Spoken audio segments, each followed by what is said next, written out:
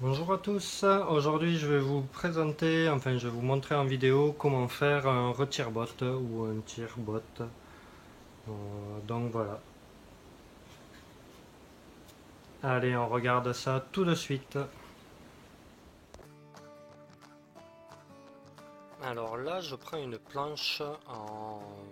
c'est de la palette, c'était une palette de pierre de Parement. Donc pour commencer je commence à tracer déjà bien d'équerre parce que la planche n'est pas coupée droite. Je profite pour marquer mon centre. Alors pour info, la planche fait à peu près 40 cm de long sur 15 de large. L'épaisseur, je sais pas trop, ça doit faire un 5 ou un 8 par là. Alors là je prends mes repères pour pouvoir savoir où percer directement avec la scie cloche. Donc ma scie cloche fait 62 mm. Donc je fais un repère à 70 mm, à 7 cm pour avoir une profondeur de 10 cm au total pour pouvoir mettre mon pied et être à l'aise au moment de retirer la chaussure. Alors là, pour pouvoir bien me caler par rapport à ma scie à onglet, je me place dessous et je fais glisser, enfin je fais légèrement rouler ma lame de scie directement dessus pour voir si je suis bien placé ou s'il faut que je me décale. Voilà, là étant bien placé, je mets le petit, la petite presse qui est avec la scie à onglet de façon à ce que ça bouge pas au moment de la coupe.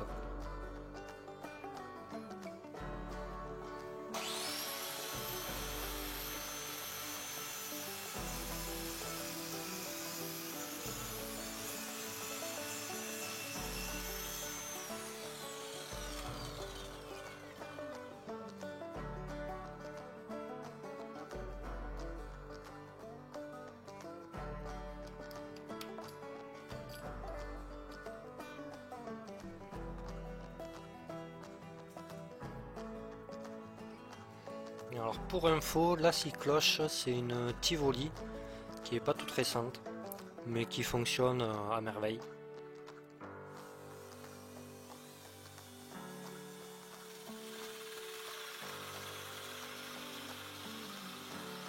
Et là, patatras, plus de batterie sur la perceuse. Je décide quand même de finir avec celle-là, quitte à galérer pendant 2-3 minutes.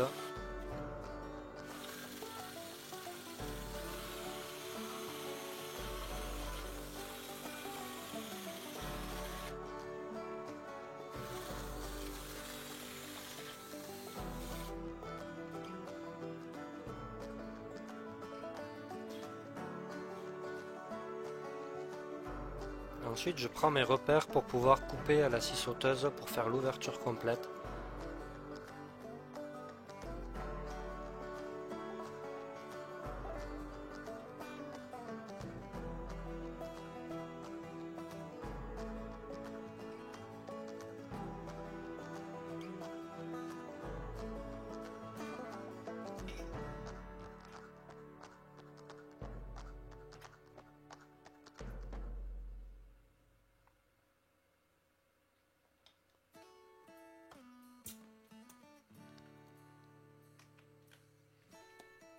Alors là, je tiens à m'excuser parce que je n'ai pas du tout pensé à changer l'angle de la caméra et du coup, ben, je suis devant.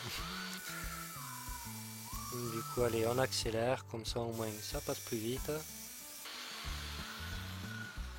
Voilà, une fois l'ouverture faite, je me rends compte que je ne l'ai pas fait assez large au niveau du passage du pied. Donc je décide de rajouter 1 cm de chaque côté pour pouvoir avoir plus de facilité à passer le pied, surtout avec les chaussures ou avec les bottes.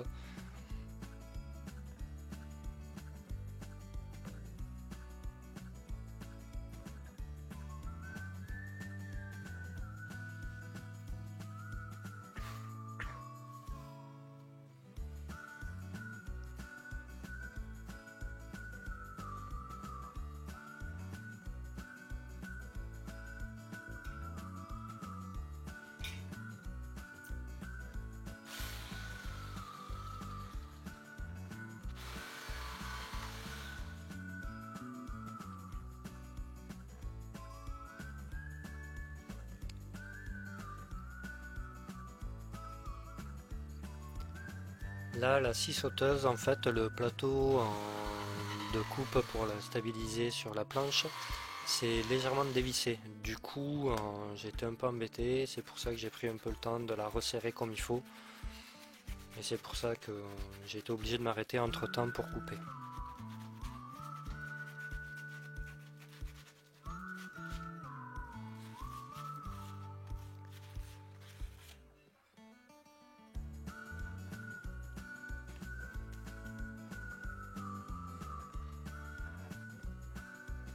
Pour la réhausse, c'est de la récup aussi, pareil, du bois de palette, complètement de la récup.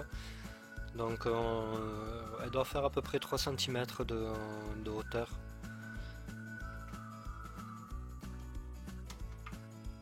Donc, je récupère mon serre-joint pour pouvoir la couper.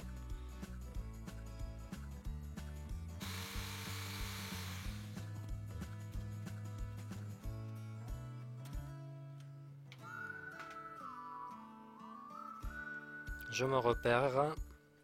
Alors je la place à peu près à 3 cm du bord de l'arrondi.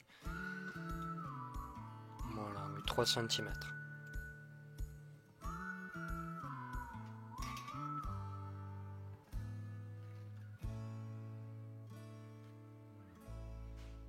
Donc là je fais mes repérages, enfin les marquages de façon à savoir où percer.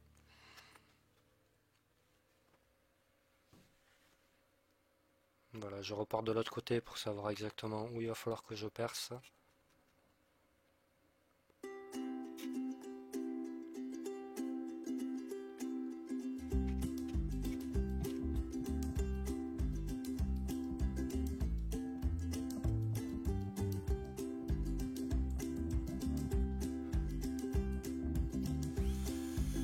Pour percer, j'ai changé la perceuse parce que l'autre ne marchait vraiment plus.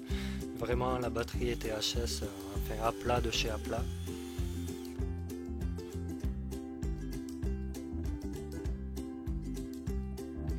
Allez, un petit essai avant de passer au ponçage.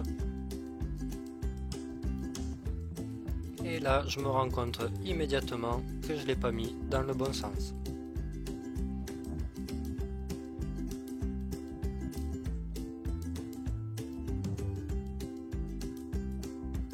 Du coup, il n'y a plus qu'à dévisser et refaire tout dans l'autre sens.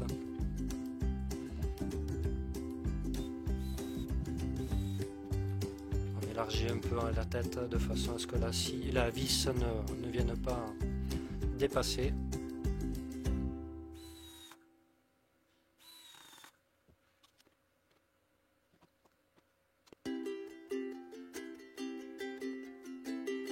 Alors pour ce qui est du ponçage, je m'excuse, je pensais être en train de filmer, en fait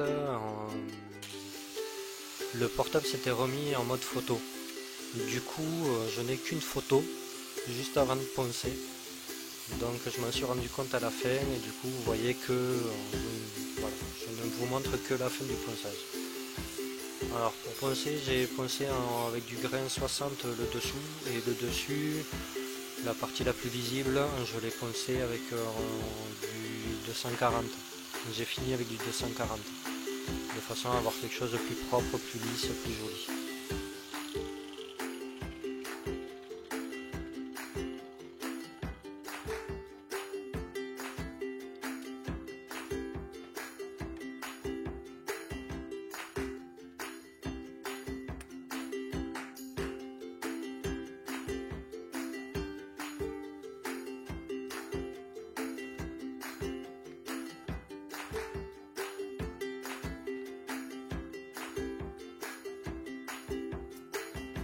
Voilà, j'espère que cette vidéo vous aura plu. N'hésitez pas à vous abonner à ma chaîne ainsi qu'à ma page Facebook. Et je vous souhaite de bonnes fêtes de fin d'année et vous dis à très bientôt pour de prochaines aventures.